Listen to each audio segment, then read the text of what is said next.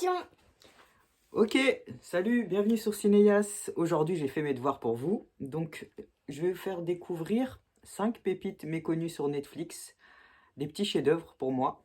Donc, j'espère que vous aimerez les films que je vais vous présenter. C'est parti. En cinquième position, Écrire pour exister.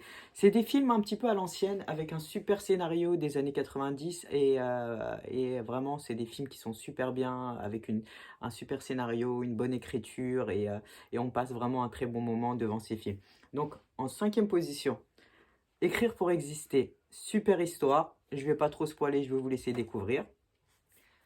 En quatrième position, un film assez récent, Drunk, ouais, il s'appelle comme ça, si j'ai bien fait mes devoirs. C'est avec l'acteur qui jouait dans le dernier Harry Potter qui a été remplacé par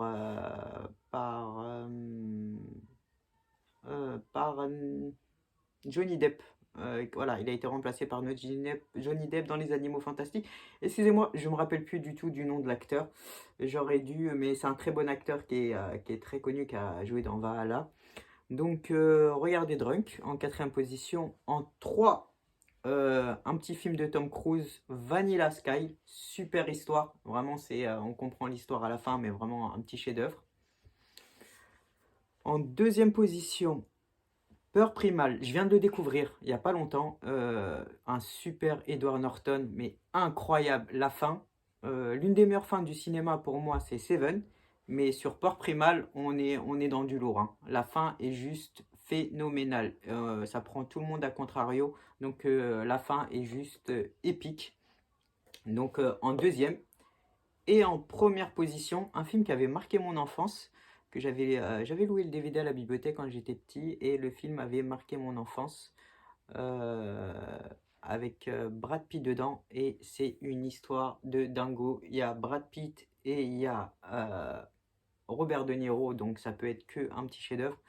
En un, Sleepers, regardez Sleepers. Je l'ai mis en première position parce qu'il est un peu méconnu et l'histoire est vraiment folle.